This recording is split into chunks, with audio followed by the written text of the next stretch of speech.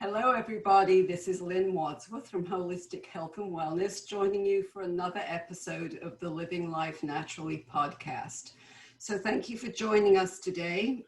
Excuse me. And I have with me today one of my favorite people, Joan Risdell.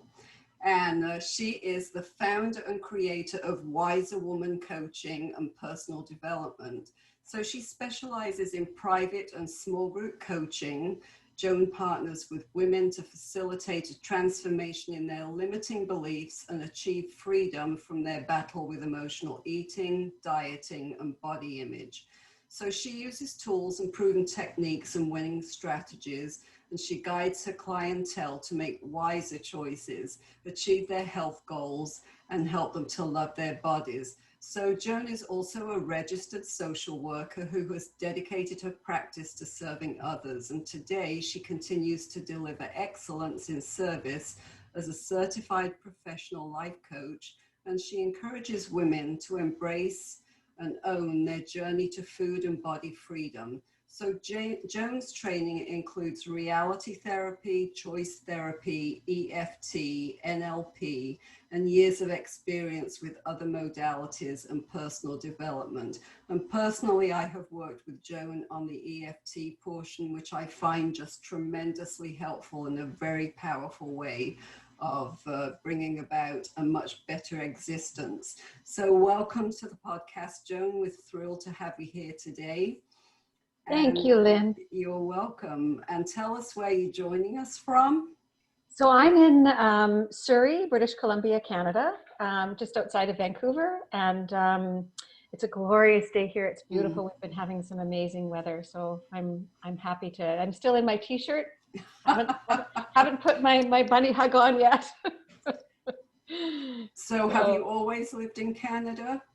I have. I was born in a small farming community in Saskatchewan, which is in the middle. For those who are not familiar with Canada, it's right in the middle of Canada. It's a province that relies on growing wheat and grains and some mining. But I grew up in a very small community and then graduated as I went into high school to Regina, which is the capital of the province. Grew up there until I was 19 or 18 actually, and then moved to England, then went back to Canada. I've been around a little bit, so back to Canada and then was settled in Regina. Met my husband at the university there, and we ended up by moving to Victoria just for his work. And then, so we lived in Victoria for 4 years, and then we moved to Surrey, and we've been here since 2009. So love it here. Good. Yeah.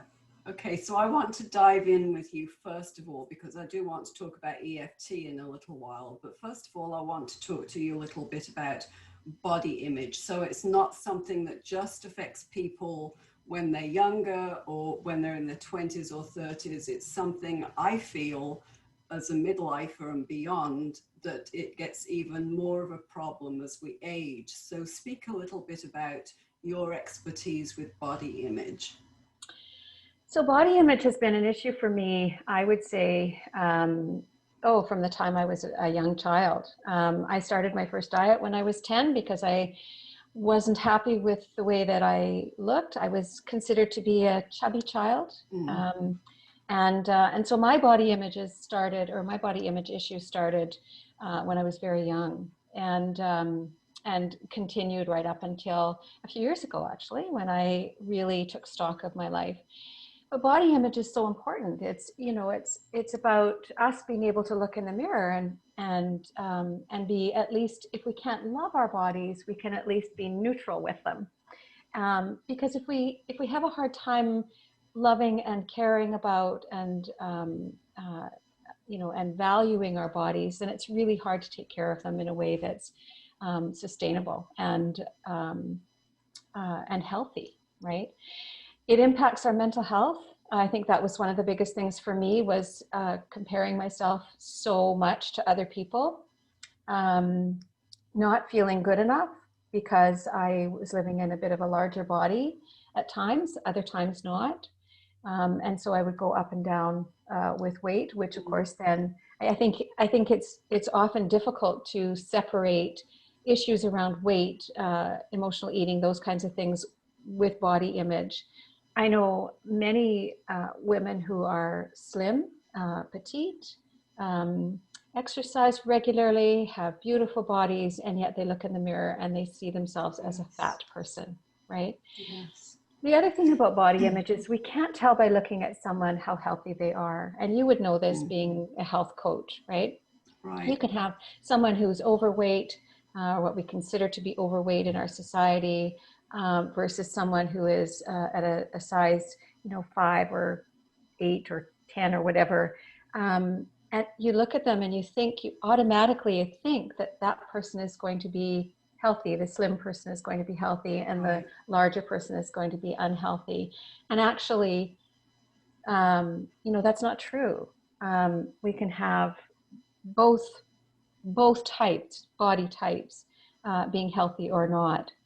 The scale is another. Oh, I just want to say too, really what's the measure of health are your blood work. When you go to the doctor and your doctor looks at your triglycerides, looks at your lipids, looks at all of the kinds of things that your blood work will tell you. That's really what health is about.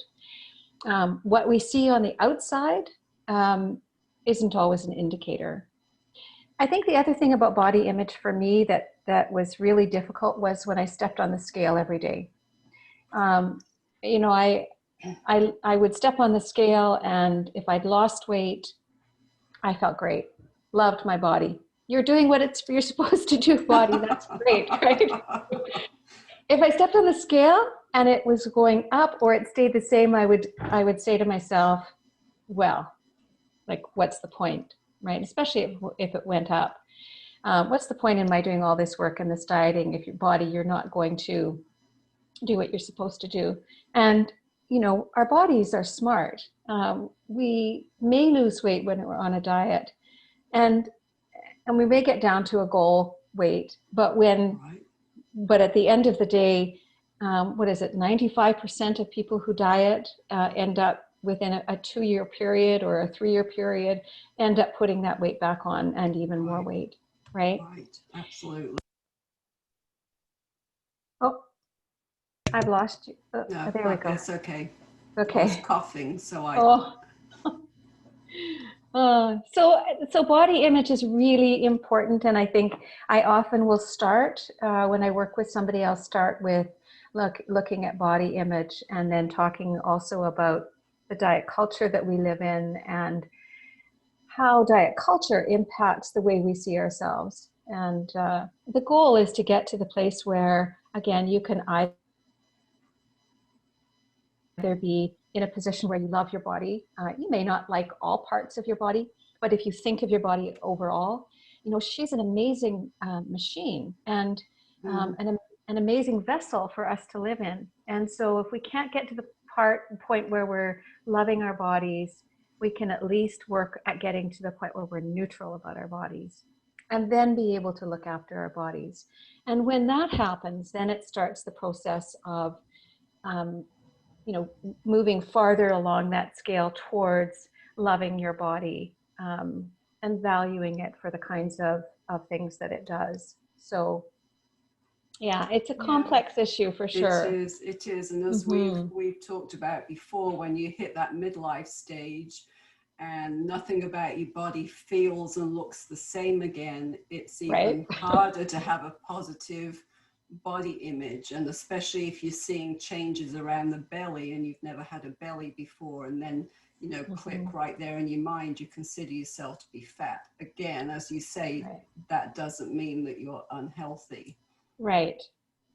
The other thing too is, I certainly know this. I mean, I watched my mother go through midlife and menopause and beyond menopause, and she had been a naturally slim person, and she gained a lot of weight during menopause, and we sometimes have additional health issues as well as we go through menopause and in midlife. But again, I go back to I don't know, even slim, tiny people have rolls on their bellies. Yes. you know. We have this perception that, and it's all about perception really, we have this perception that if you have a roll around your belly, or your thighs are full of cellulite, or your arms jiggle. I mean, my arms jiggle. I have strong arms. I work out every day. I strengthen, but my arms continue to wave long after I've stopped waving. Right. And I think we tend to have a negative perception about our bodies as we age, and yet this is what our bodies do. This is what our bodies do, right? We as we age, we can't expect to have the same body that we had when we're in our 20s. And I think as long as we're living a lifestyle that is healthy and supports our bodies.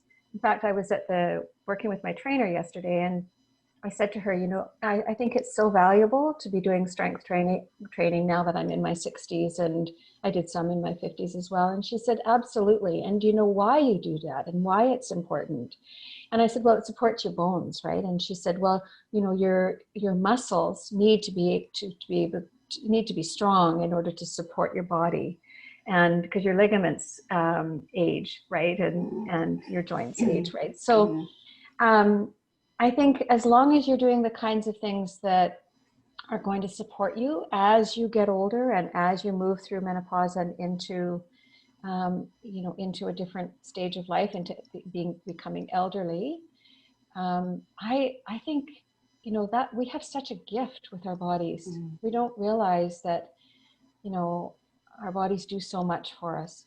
And I think it's important not to take them lightly, Well, of course, in so many societies, when you hit that 60 on up plateau, people tend to, in society, just think of you as an old person. Whereas I love the name of your coaching business, The Wiser Woman, because people tend to forget the wisdom that comes with the years that we have lived and the value that we have in society.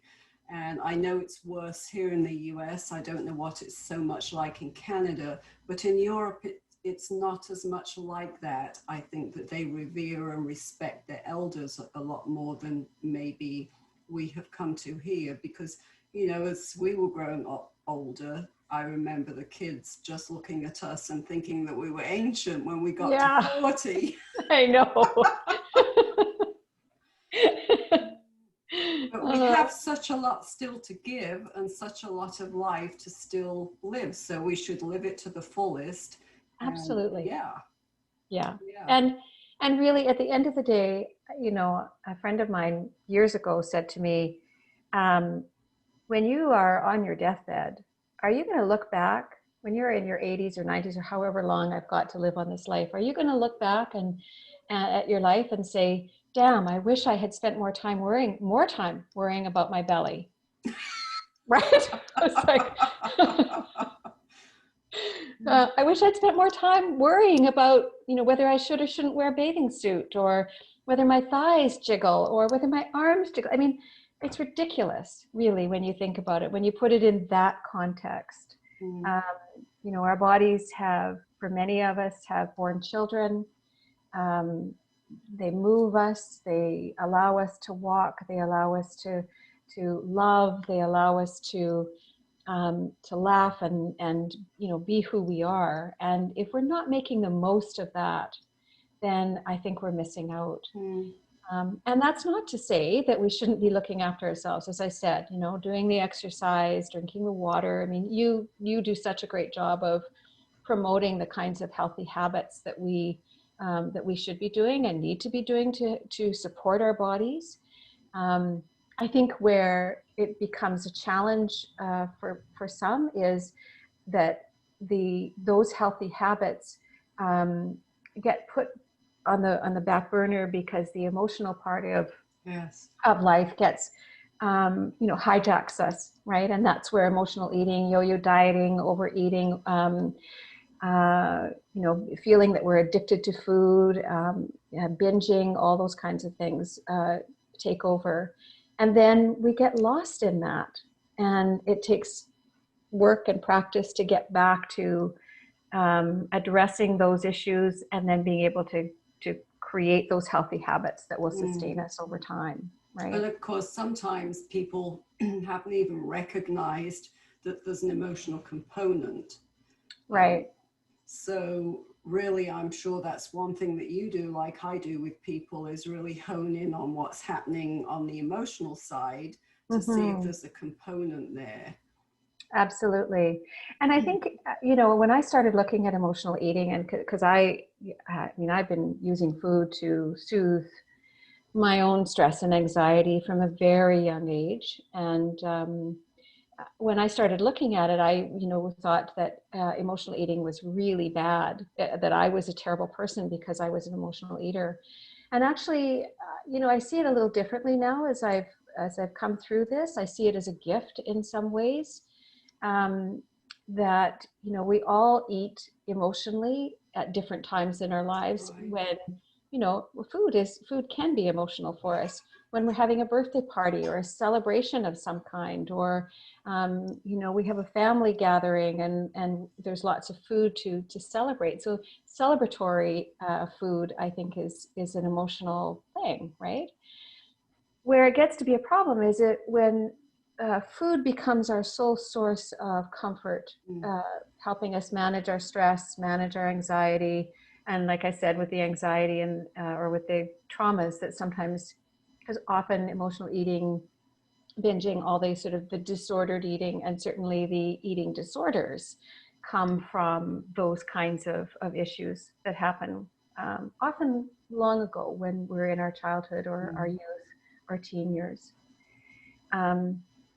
So I think knowing when you, or learning when you use food as a crutch, as a way to soothe yourself, I think is a really big first step to being able to manage your emotional eating and stepping away from using food in that way.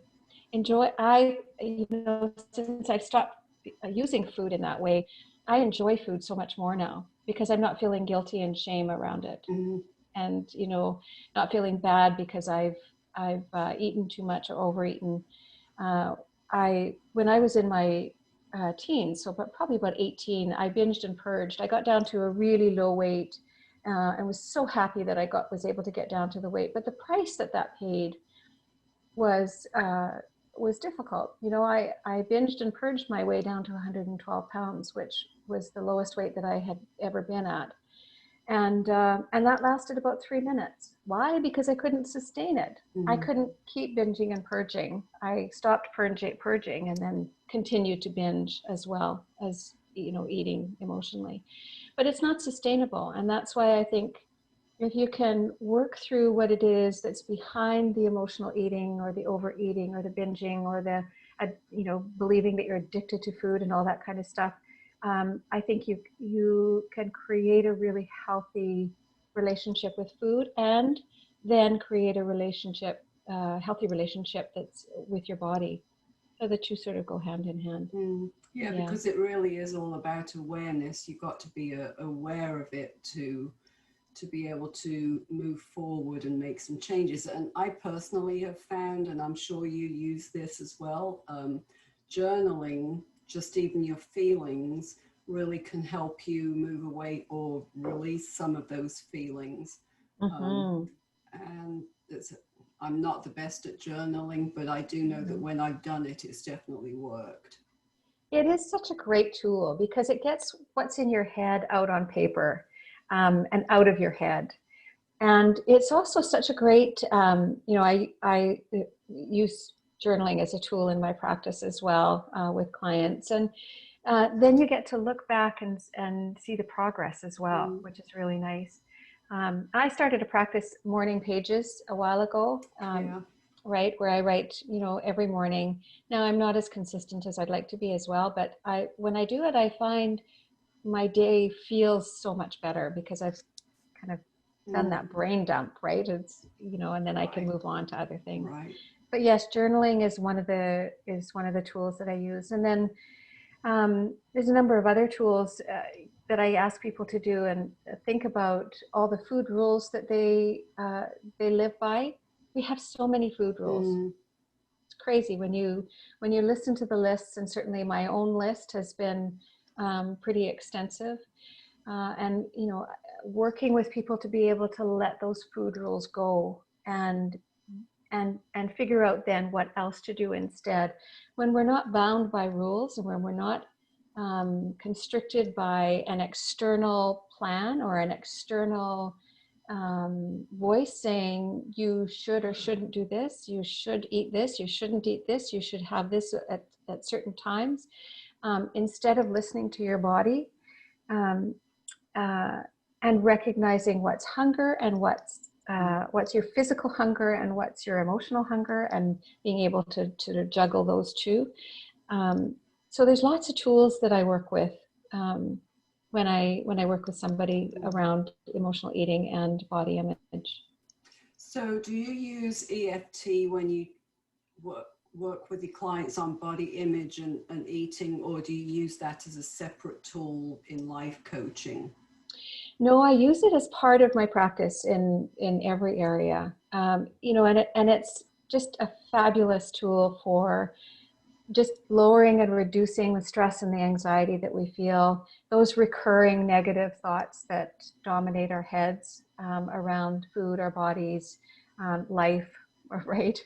The beliefs that we have about ourselves.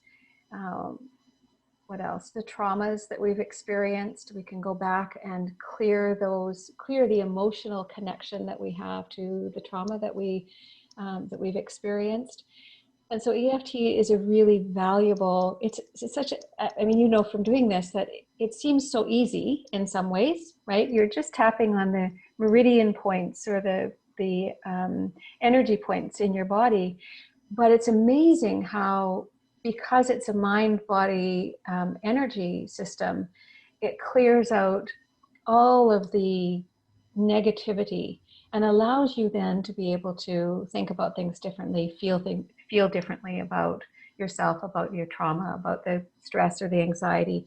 And then, of course, you have the ability to think your way through and problem solve, which is what happens when we're, when we don't have that opportunity, because we're so caught up in the emotion of whatever's going on.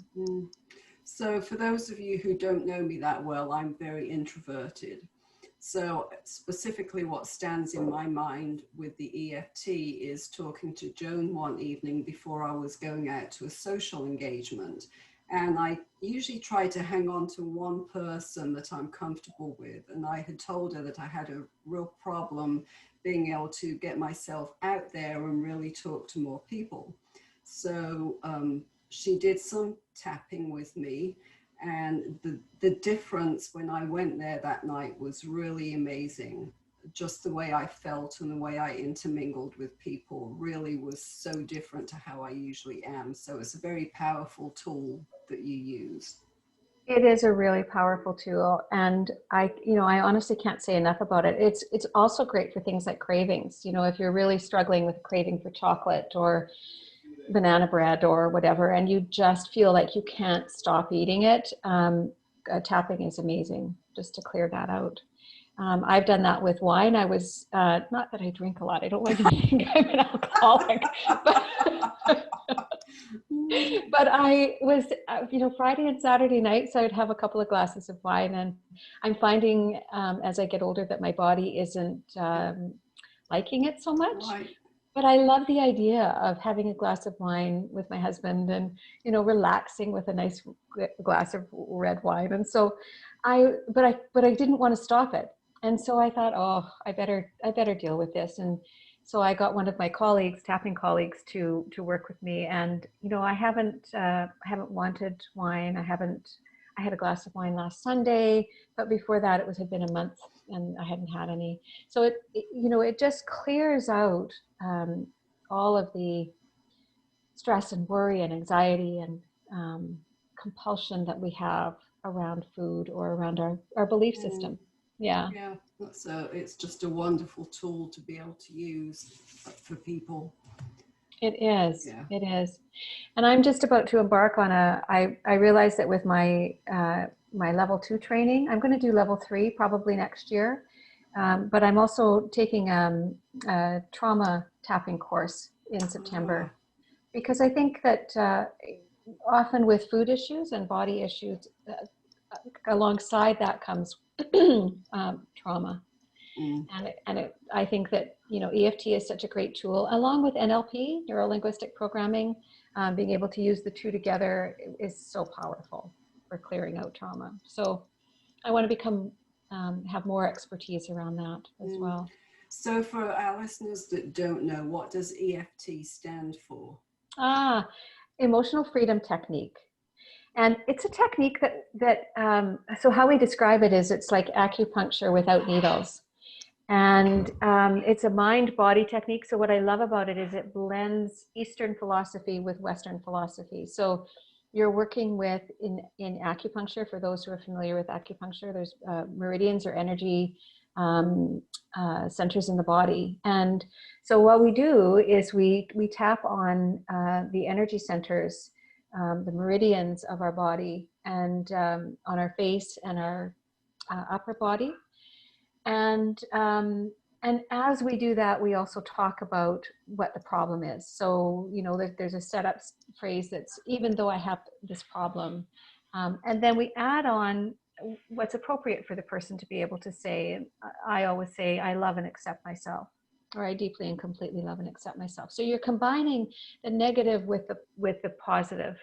And then you're tapping on the issues that come up for you as you tap, which can be physical or emotional, or beliefs or thoughts in your head about what's happening. And so we tap on all of those, and have a look at sort of, you know, how we can let those go or replace them.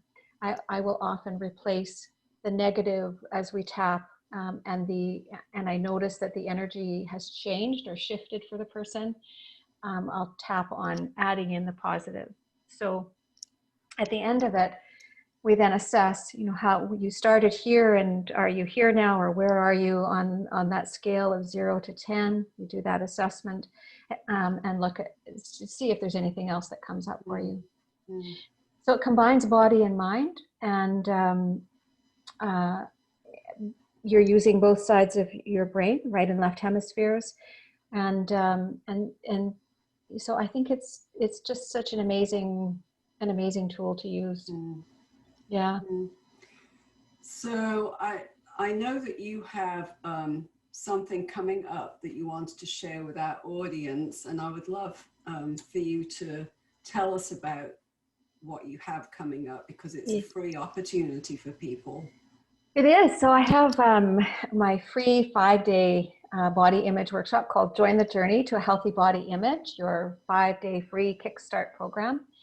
And then for those who are interested in pursuing body image and emotional eating in more depth after that, then there'll be a program to join after that. But the Healthy Body Image program is something that I decided to create because I think there's such a need for it. And as you say, particularly as COVID has kept us, kept us stuck. And so this is a good opportunity to start looking at as we enter into the fall. Actually, the 5-day program starts September the 28th, and we'll go for that 5 days during that week. Okay. Yeah, and I'd love for people to check in with me if they're interested in joining. As I say, it's free. We'll be looking at body image, and we'll touch a little bit on emotional eating, but we'll really focus on your body and how to shift your perspective. Which I think, again, like I said, it's a good time to start looking at that. It is. So how would people learn more about that? So they could just email me at coach@joanrisdell.com. And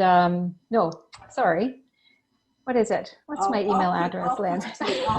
I'll put all the links in there for you. All right, thank you. Yeah, no So yeah, problem. just email me. I'll need your email address and to get you started and to keep you posted on all the events that are coming up to it. And then of course I'll need your email address for the 5 days. And as part of that, you'll be invited to join my private Facebook group, which is Join the Journey.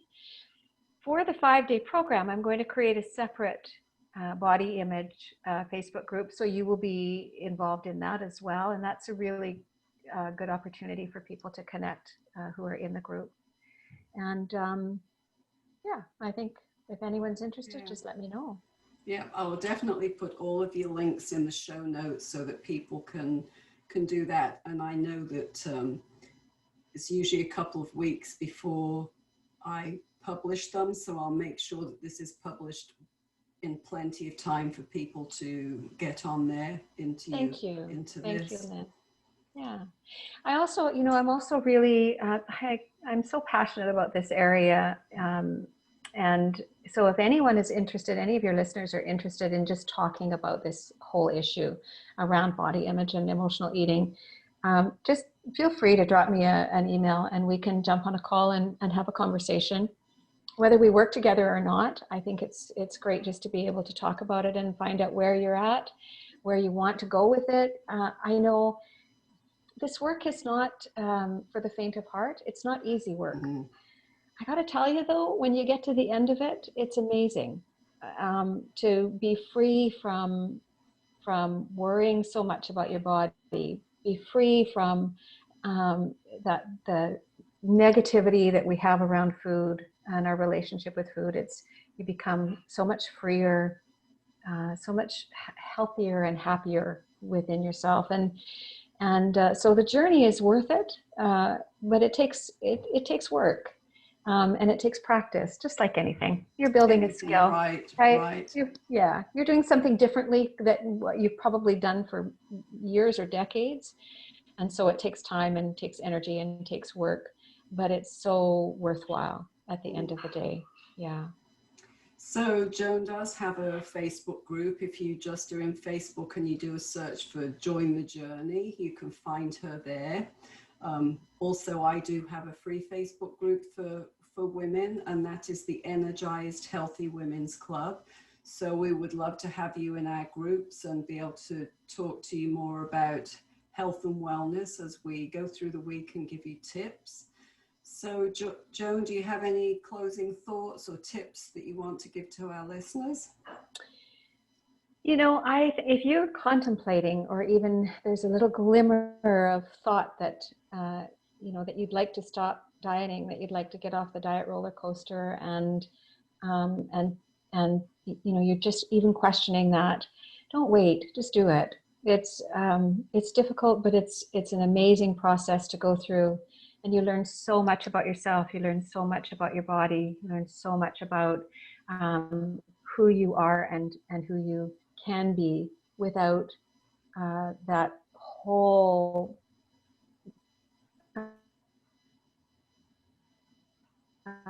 diet and emotional eating, counting points, counting calories, macros, all those kinds of things. It's all gone. And so you have so much more space in your life and your brain. It's amazing. Well, I really enjoyed chatting with you today. It's been a pleasure. Thank you. And the same. I really have been excited about coming on with you and really value and appreciate you, Lynn. Oh, thanks. Well, I appreciate you too. And so maybe there'll be another time in a few months or so that we can catch up, and you've got something new going, I'm sure, because you're continually learning. Mm-hmm. So Joan, we really appreciate you spending your time here with us today, and wish you all the best in that free program that you've got, because that's just a powerful challenge for people and they really should take advantage of that. Thank you so much, Lynn. I appreciate it. Okay. So you have a great day, and thanks for being here with us. Thank you so much as well.